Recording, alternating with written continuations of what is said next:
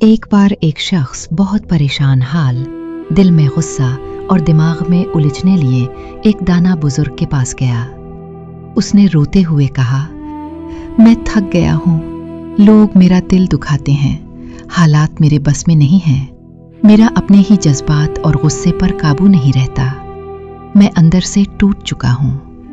بزرگ مسکرائے اور انہوں نے مٹی سے بھرا ایک گدلا گلاس اس کے ہاتھ میں دیا اور کہا، اسے دیکھتے رہو۔ وہ شخص کچھ دیر دیکھتا رہا۔ آہستہ آہستہ وہ مٹی نیچے بیٹھ گئی اور پانی بالکل صاف اور شفاف ہو گیا۔ بزرگ نے نرمی سے کہا، ہمارا دل بھی اس گلاس کی طرح ہے۔ جب ہم باہر کی باتوں، لوگوں کے رویوں اور غصے کو اپنے اندر ہلچل مچانے دیتے ہیں تو سب کچھ دھندلا جاتا ہے۔ تزکیہ نفس یا سیلف ماسٹری باہر کی دنیا کو بدلنے کا نام نہیں ہے، بلکہ اپنے اندر کی مٹی کو خاموشی سے نیچے بیٹھنے دینے کا نام ہے۔ بزرگ نے اس شخص کے کندھے پر ہاتھ رکھا اور کہا، ہمارے پیارے نبی صلی اللہ علیہ وسلم نے بھی تو یہی سکھایا ہے کہ اصل طاقتور وہ نہیں جو سامنے والے کو پچھاڑ دے، بلکہ اصل بہادر وہ ہے جو غصے کے وقت اپنے نفس پر قابو پائے۔ جب کوئی تمہارا دل دکھائے، تمہارے خلاف باتیں کرے، تو اس وقت فوراً پلٹ کر جواب نہ دینا، اپنے غصے کو پی جانا اور معاملہ اللہ پر چھوڑ دینا ہی اصل تزکیہ نفس ہے۔ قرآن پاک میں اللہ تعالیٰ کا کتنا خوبصورت وعدہ ہے، قد افلح من تزکا، یقیناً وہ فلاح پا گیا جس نے اپنے نفس کو پاک کر لیا۔ لوگوں کو بدلنا ہمارے اختیار میں نہیں ہے، لیکن اللہ کی رضا کے لیے اپنے دل کو پرسکون رکھنا ہمارے اختیار میں ضرور ہے۔ اس شخص نے گلاس کے صاف پانی کو دیکھا، پھر نظریں اٹھا کر پوچھا، بابا جی، یہ سننا اور کہنا تو بہت آسان ہے، لیکن جب کوئی دل دکھاتا ہے تو اندر آگ لگ جاتی ہے۔ میں اپنے نفس پر قابو کیسے پاؤں؟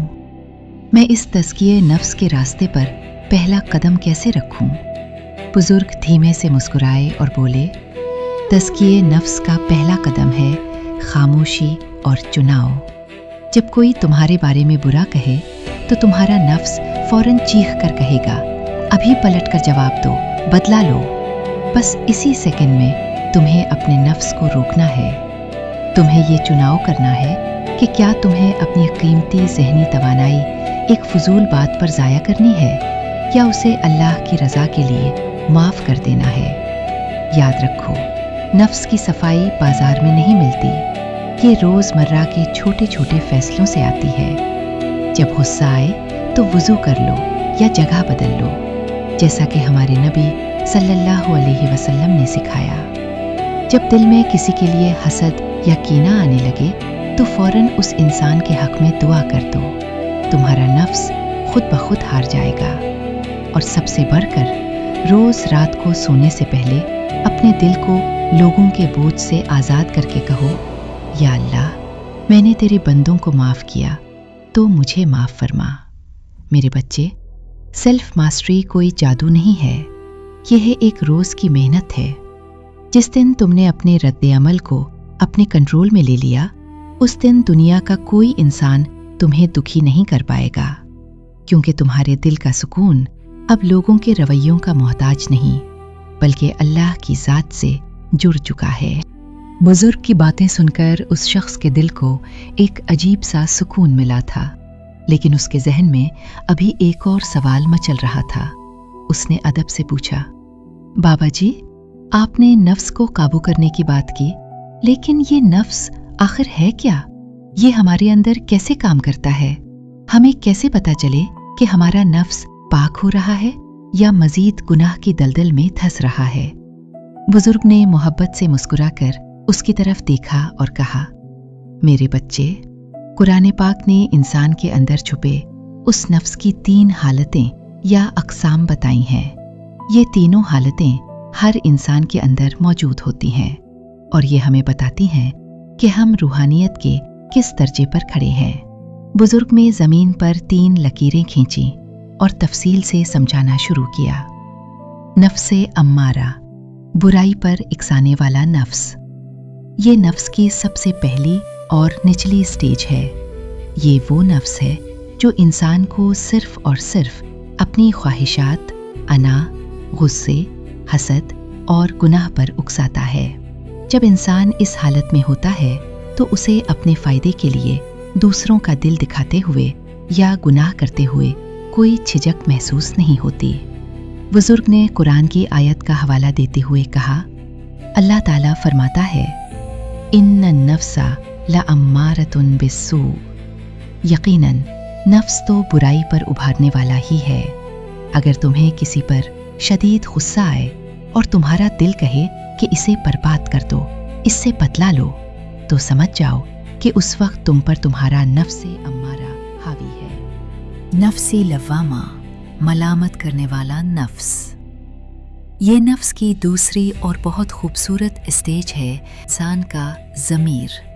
یہ وہ نفس ہے جو گناہ یا غلطی کرنے کے بعد انسان کو اندر سے ملامت کرتا ہے، اسے بے چین کر دیتا ہے اور توبہ کی طرف لاتا ہے۔ اللہ تعالیٰ نے قرآن میں اس نفس کی قسم کھائی ہے، وَلَا أُقْسِمُ بِالنَّفْسِ اللَّوَّامَةِ، اور میں قسم کھاتا ہوں ملامت کرنے والے نفس کی۔ سورۃ القیامہ آیت 2۔ بزرگ نے نوجوان کی آنکھوں میں دیکھتے ہوئے کہا، اگر تم سے کوئی غلطی ہو جائے، تم کسی کا دل دکھا دو اور پھر تمہیں رات کو نیند نہ آئے، تمہارا دل تمہیں ٹوکے کہ تم نے غلط کیا، تمہیں معافی مانگنی چاہیے، تو خوش ہو جاؤ، تمہارا نفس زندہ ہے اور وہ نفس لوامہ کی اسٹیج پر ہے۔ یہ فلاح کی پہلی سیڑھی ہے۔ نفس مطمئنہ، پرسکون اور راضی نفس۔ یہ نفس کی سب سے اعلیٰ اور آخری اسٹیج ہے۔ یہ وہ مقام ہے جہاں انسان اپنے نفس امارہ کو بالکل کچل دیتا ہے۔ یہاں پہنچ کر انسان اللہ کی رضا میں راضی ہو جاتا ہے۔